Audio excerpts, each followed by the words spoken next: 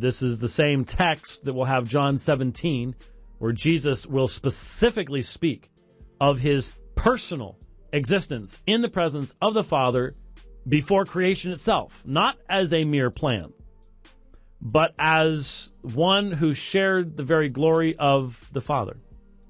And so John 1:1 speaks of the Word because John's writing to Greek-speaking people. They would have known what the Logos was.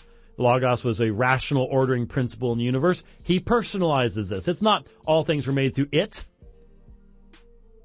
This is personal agency, just as we have in Colossians 1 and Hebrews 1. John 1, Hebrews 1, Colossians 1. Jesus is the creator in each one of these. And so, in the beginning was the Word, means the Word eternally existed. As far back as you push that beginning, the Word has existed. And the Word was with God, proston theon. Now, you should hear the lengthy attempt that Sir Anthony produces.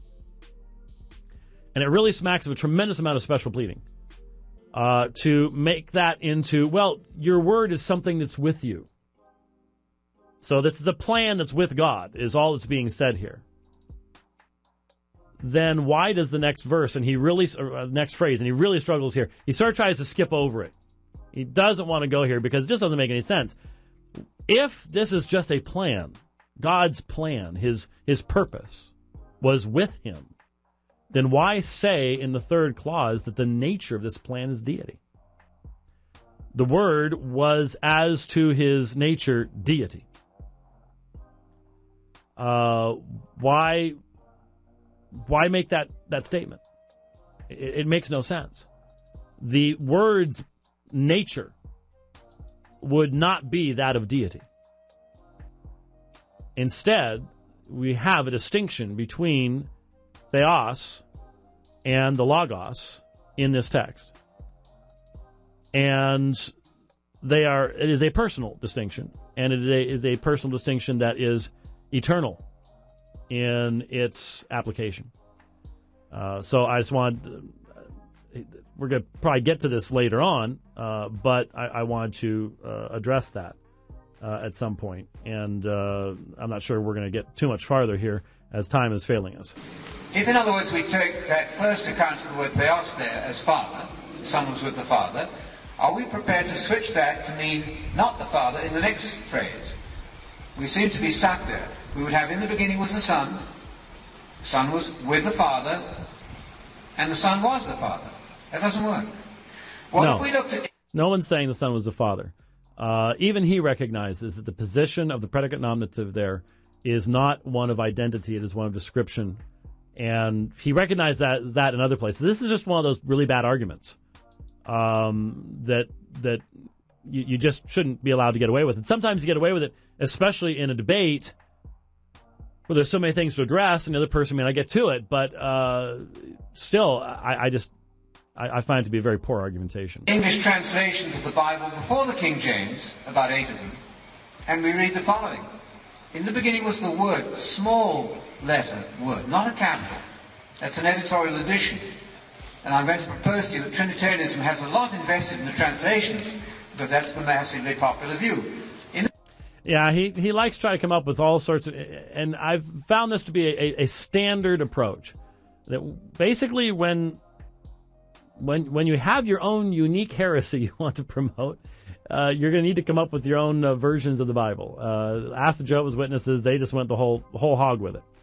But citing translations done by a particular individual, just one individual, I'm not saying it's never right to make reference to something like that, but in general, one of the reasons you don't hear me doing that with any kind of regularity at all is because a conference or a group-produced translation with a plurality of editors functions to filter out personal bias.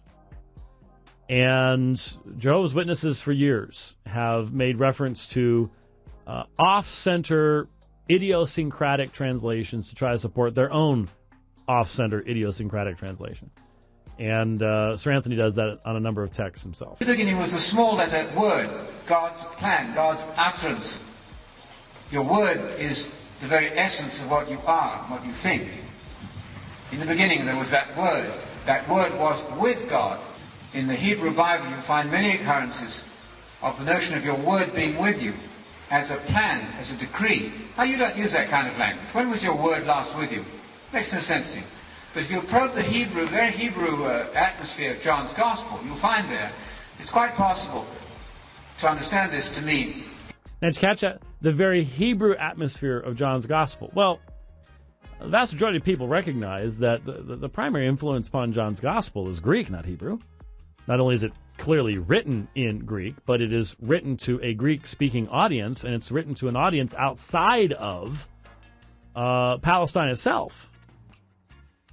And so, to use his own terminology, the vast majority of scholars would recognize that he's borrowing language that Greek speakers would first and foremost understand.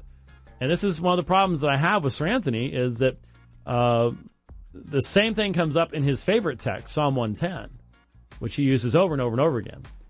And then in his amazingly gymnastic mechanism of escaping the identification of Jesus as Yahweh in Hebrews chapter 1, verse 10, he takes the exact opposite view of the text in Hebrews 1:10 that he does in Hebrews 1, verse 10, that he does in Psalm 110, which is very, very interesting, but it doesn't look like we're going to be running into that in just the next 3 minutes. In the beginning was God's plan. It was with him. It was his decree. And it was fully expressive of him, theos, without the article, a slightly adjectival sense. Now, notice, he just said, theos, slightly adjectival sense. That's what we were just saying. So why in the world this straw man beforehand, and the Son was the Father? So why even go there? That's what I don't understand about. If you only have a certain amount of time to make your presentation, then why not pack it with all the good stuff, rather than these arguments that really are arguments against straw men? It was with him. It was fully expressive of himself. Now, that expressive quality, intelligence of God became a man. So Jesus then, the expressive quality of God became a man. Excuse me, isn't this the same man saying that Trinitarians are the ones constantly using non-biblical categories? This sounds about as unbiblical as it can possibly be. Where is this? How is this biblical language? How are these biblical categories? That's what I was talking about earlier. When we read the Word became flesh, we didn't read there the Son became flesh. There was no Son until the Word became flesh. And when it did become flesh, then you had Mr. Walking Wisdom. Jesus is the closest thing to God you can get in a 6-foot Palestinian, the sandaled Palestinian. The closest